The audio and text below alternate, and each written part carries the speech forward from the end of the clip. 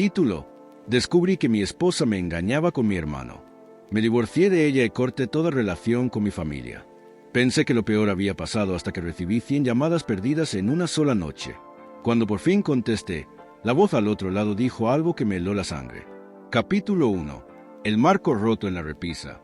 Hay momentos en la vida en que el mundo cambia, no con una explosión, sino con una grieta. Para mí, todo empezó con un marco de fotos. Era una tarde de sábado, a finales de primavera, de esas tardes cálidas y con brisa que hacen que incluso los momentos más dolorosos parezcan soportables. Estaba en el salón de mi casa, o de lo que antes sentía como mía, tomando un vaso de té helado, viendo a mi esposa preparar huevos revueltos para la barbacoa familiar. Sobre la repisa de la chimenea había una foto enmarcada. Yo, mi esposa y mi hermano pequeño, Caleb, tomada el pasado 4 de julio. Todos sonreíamos, con esa clase de sonrisa para Facebook, no para la vida real. Pero algo en la foto me revolvió el estómago. Me incliné hacia adelante. Su mano, la mano de mi esposa. En la foto, no descansaba sobre mi hombro, sino justo detrás de la espalda de Caleb, casi rozándola, casi íntima. Nunca me había fijado, pero ahora me miraba fijamente como un letrero de neón. Ann me llamó desde la cocina, interrumpiendo el momento. ¿Puedes revisar las hamburguesas en la parrilla? Volví a colocar el marco, quizás con demasiada fuerza. El cristal se agrietó, una fisura casi imperceptible a menos que supieras dónde mirar, como la que atraviesa mi matrimonio. Afuera resonaban las risas. Mi hija corría por el jardín, persiguiendo burbujas con sus primos. Caleb ya estaba junto a la parrilla, volteando hamburguesas como si fuera el dueño del lugar. Siempre el chico de oro, encantador, tranquilo, siempre con una cerveza en la mano o una historia que contar. «Oye, hermano», sonrió, lanzándome unas pinzas. «Estás quemando las hamburguesas». Le dediqué una sonrisa forzada. «Siempre eres tan servicial, o solo cuando estoy a punto de hacer tu trabajo». Rió, pero observé cómo sus ojos se desviaban hacia la ventana de la cocina, donde mi esposa lo miraba a él, no a mí. Más tarde esa noche, después de que todos se hubieran ido y el patio estuviera lleno de platos de papel y latas de cerveza medio vacías, me quedé solo en la sala. Volví a tomar el marco. La grieta en el cristal parecía más larga ahora. O tal vez simplemente por fin estaba dispuesto a verla. Le di la vuelta y abrí la parte de atrás. Un pequeño trozo de papel cayó revoloteando. Una nota garabateada con la letra de mi esposa. «Díselo pronto. No puedo seguir así». Se me helaron los dedos. Esa noche no la confronté. No grité. No lloré. Simplemente me senté en el borde de nuestra cama, observándola dormir, preguntándome cuánto tiempo había sido el tonto en mi propia casa. Y cuando la luz de la luna iluminó el marco roto sobre la mesita de noche, comprendí algo con total claridad. La traición ya había ocurrido, pero la venganza aún estaba por llegar. Capítulo 2. Siempre fue el hijo predilecto. Mi hermano Caleb nació con una sonrisa que le abría todas las puertas.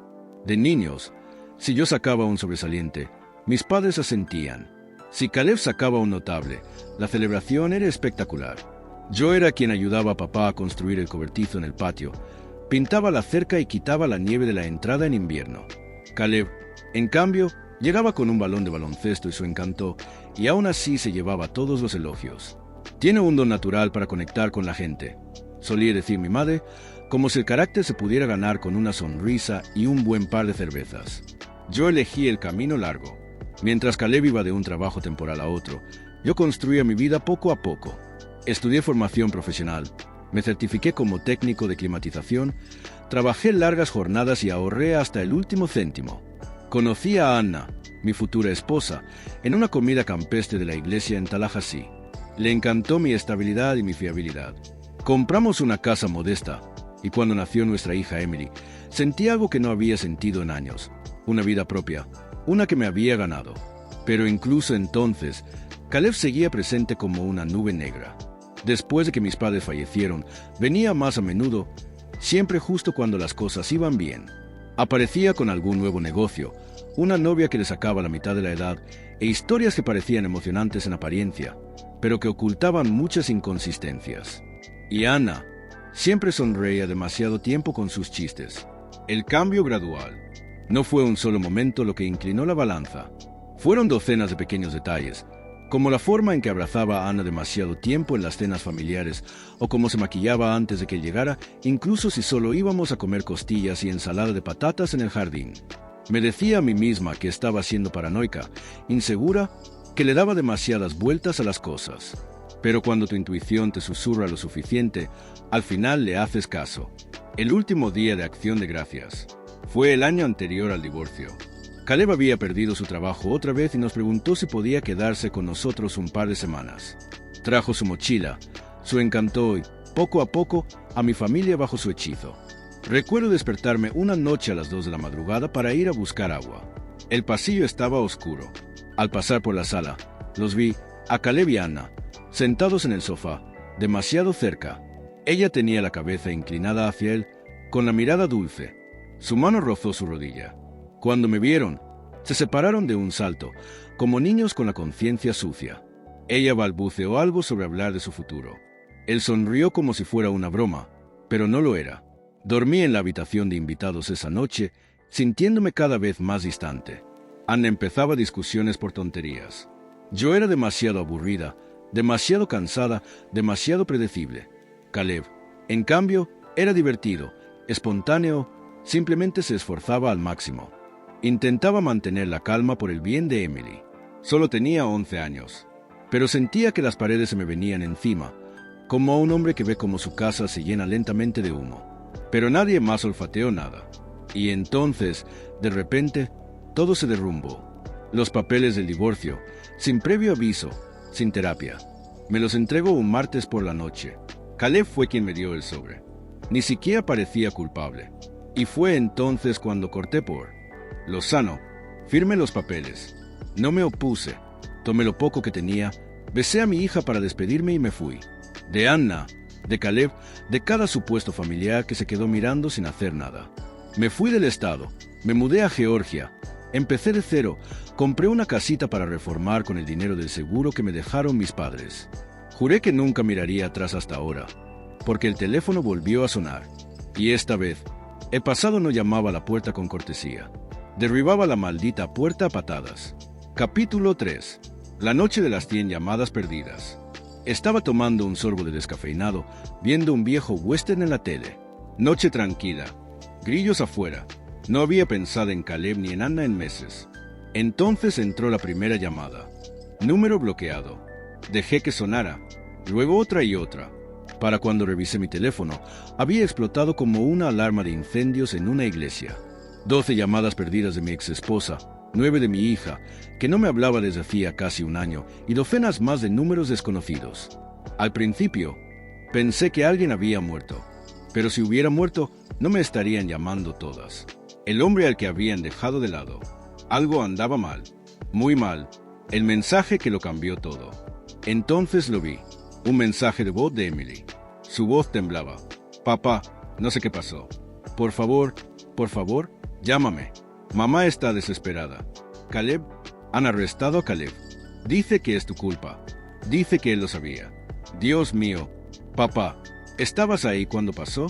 Me quedé ahí parado, con el teléfono en la mano, el corazón latiéndome a 1000 por hora. No había hablado con mi hija desde que Anna la puso en mi contra. No había vuelto a ver a Caleb desde que los encontré juntos.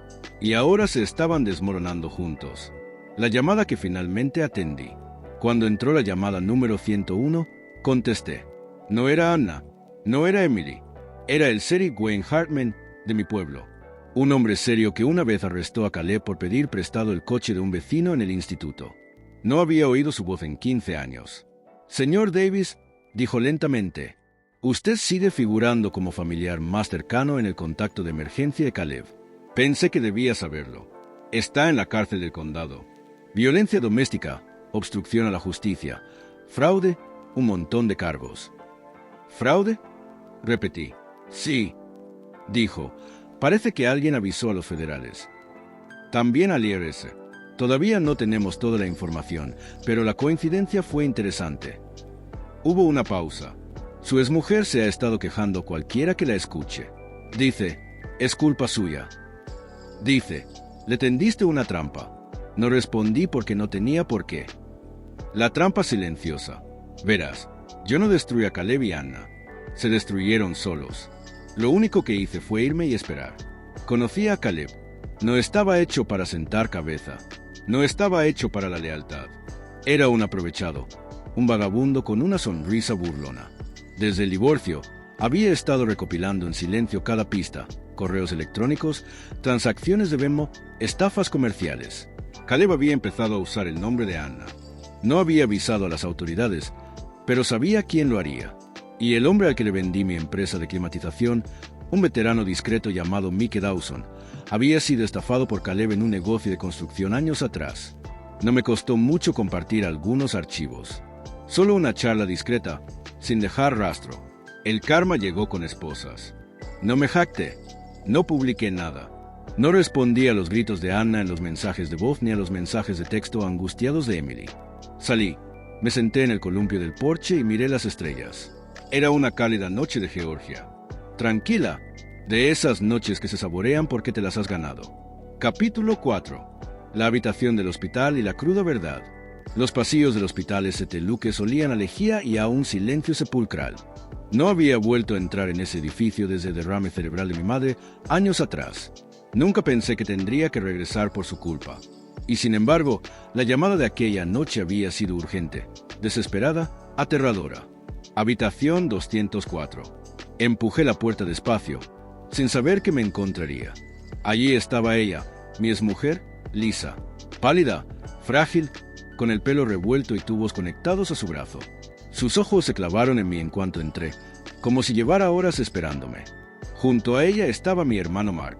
No se levantó, no habló, simplemente bajó la cabeza como un perro que sabe que ha mordido la mano equivocada. ¿Por qué estoy aquí?, pregunté con voz monótona. Los labios de Lisa temblaron.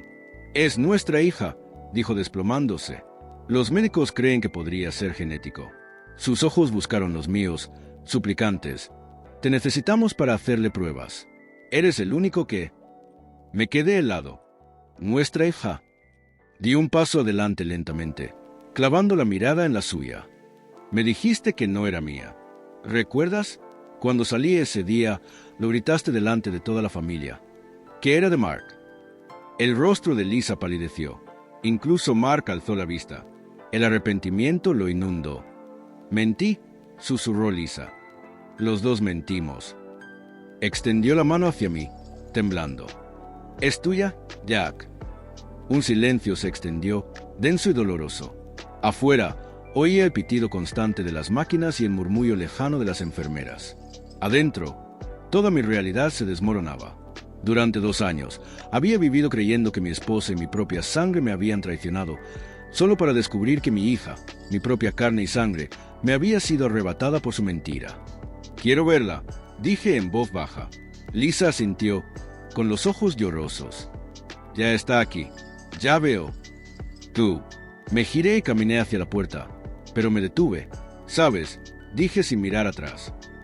«No solo me rompiste el corazón, me robaste años de su vida». Ninguno de los dos respondió, porque ¿qué podían decir? Ya sabían la verdad, y la culpa apenas comenzaba. Capítulo final 5. La verdad jamás escapará. 3 horas después, estaba frente a la UCI. Una enfermera me hizo pasar en silencio. Mi hija yacía allí inconsciente, su pequeño pecho subiendo bajando bajo una maraña de cables y máquinas que pitaban. Tenía el pelo recogido, la piel pálida, pero seguía siendo mi niña, la misma que solía sentarse sobre mis hombros y llamarme su gigante, la misma a la que no había visto en más de 2 años por culpa de una mentira. Me senté junto a su cama y le tomé la mano. Estaba fría. No lloré, todavía no. Simplemente me senté, recordando todos.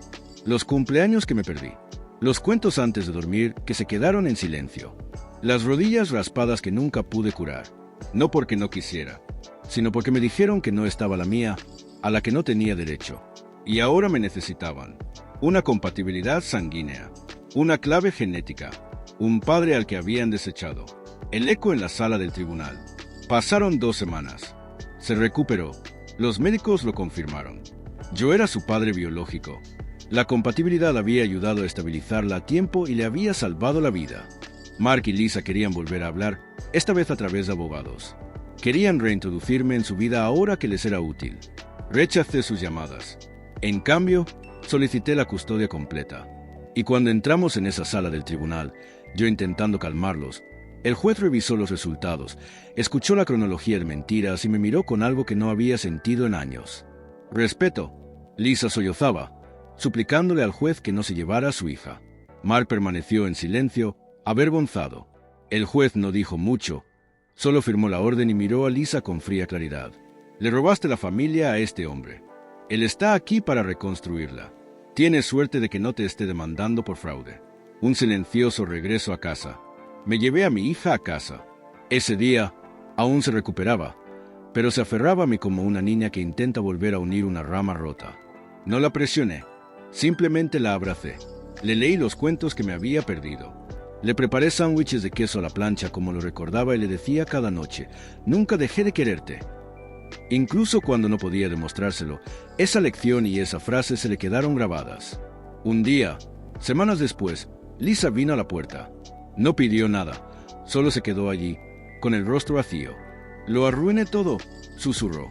¿Podrás perdonarme alguna vez? La miré fijamente durante un largo rato y luego cerré la puerta con suavidad, no por odio, sino porque algunas puertas, una vez rotas, no están destinadas a volver a abrirse. Epílogo. El marco reparado. Meses después, mi hija encontró la vieja foto, la de la repisa de la chimenea, la que se había hecho añicos cuando me fui.